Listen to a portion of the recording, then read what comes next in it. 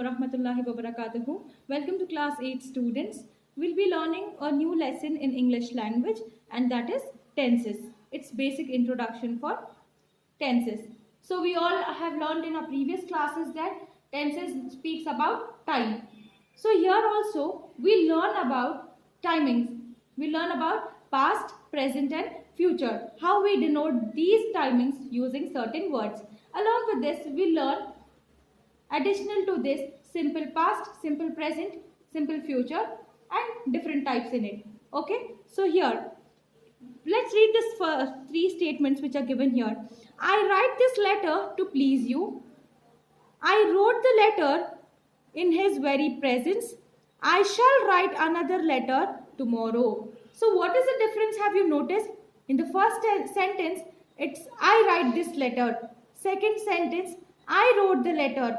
And third sentence, I shall write. So from these three sentences, we are getting to know about when the work is done. So I write this in the sense, it's present. I wrote, it's past. I shall write, you're talking about the future. So you're telling I shall write. So these three words tell us about the timings. So in this first sentence, the verb write refers to present time. Second, the verb wrote refers to past time. And the third, the verb shall write refers to the future time. Clear? So hence, we know that there are three tenses. That is present time, past time and future time. And also, a verb that refers to present time is called as present tense. For example, I write, I love and so on. And a verb that refers to past time is called as past tense. Example, I wrote, I loved. And the tense which talks to the future time is said to be as future tense. For example, I shall write, I shall love and so on. Hence, thus there are three main tenses: present tense, past tense and the future tense. So here below we give the chief tenses, active voice, indicative mood of the verb to love. For example, if you are talking about one singular person and another group of people, how do we tell? If it is the first person, singular form, a singular number will be I love and plural will be we love. Second person, you love, you love. Plural will also be you love. And if it is for third person, he loves, plural number will be they love.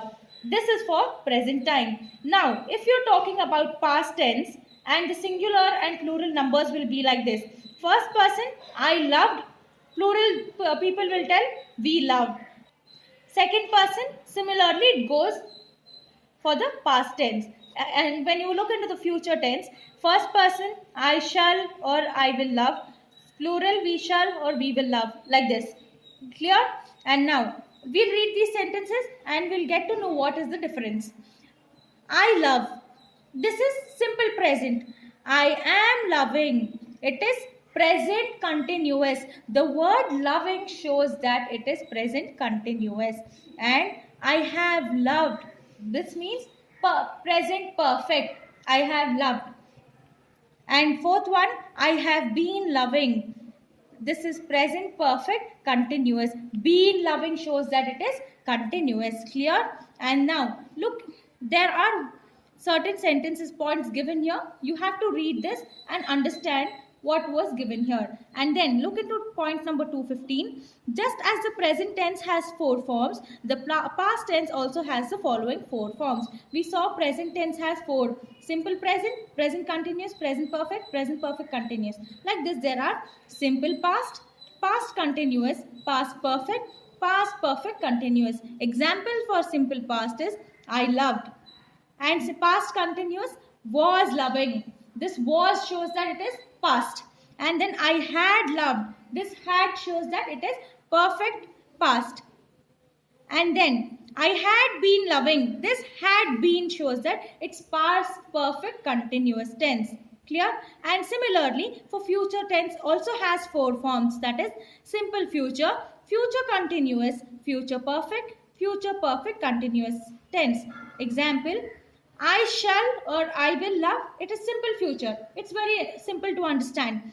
I shall or I will be loving. So this will be or will be loving will tell that it is a continuous form. And then I will have loved, I shall have loved. This is future perfect. And because the word shall and will talks about future. And then I shall have been loving. So this have been loving shows that it's perfect continuous. The word have been loving talks about the continuity of the sentence. Hence this becomes a future perfect continuous tense. And now look into point number 216. A verb agrees with its subject in number and person. Study the verb forms of various tenses. For simple present tense, I speak. Present continuous tense, I am speaking. So here's a difference how to spot simple present and present continuous. If it is a continuous statement tense, the word will end with ing and it will have certain terminologies like I am speaking, I am eating. Understanding? Yes. Look into the next page. And now look for present perfect tense and present perfect continuous tense. In present perfect, I have spoken. In present perfect continuous, I have been speaking. So here for present continuous, we have added on been. But there, and instead of spoken, we are replacing it by speaking. Like this, the continuity flows. Rest you have to read by yourself. Come to the next one. Simple past tense and past continuous tense. Example, I spoke. For continuous tense, I was speaking. So there are certain words which talks about time. The word was talks about the time which is over. So the continuity goes like this. Speaking, I was speaking. Was shows it was a past. Continuity shows speaking. Clear? And next, past perfect tense, past perfect continuous tense. I had spoken. And continuity, I had been speaking. Understanding the difference? Similarly, next one, simple future tense, future continuous tense.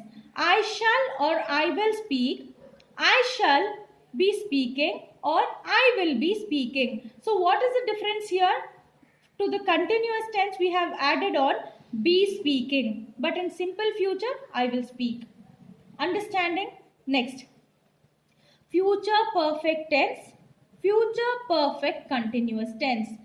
Always remember, for the continuous tense, the verb will end with ing. Future perfect tense, I shall or I will have spoken. For future perfect continuous tense, I shall have been speaking or I will have been speaking. So ing, the verb ending with ing talks about the continuity of the tense, and the words before it talks about future, present or past. Clear? So let's do the exercise now. Exercise in grammar 45.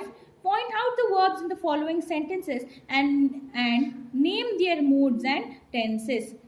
So here, first one, the river flows under the bridge. The word flows is the verb, and underline that word flows and write what kind of a tense it is. It is simple present. Why? It's flowing and it's stating that the river flows under the bridge. It's never telling us that the river was flowing, the river will flow. It's telling the river flows. It's simple present. Clear? Similarly, look into 19th one. I shall have plenty of time tomorrow. So shall have, the word shall have tells us that it's talking about future. So underline that and write as simple future tense. And next, look into the 28th one. She would rather we stay till tomorrow. So here she would. Would talks about past tense. Underline would and write simple past. Stayed also talks about past tense. Underline stayed and write simple past. Clear? Yes. Rest you have to do it by yourself. Thank you.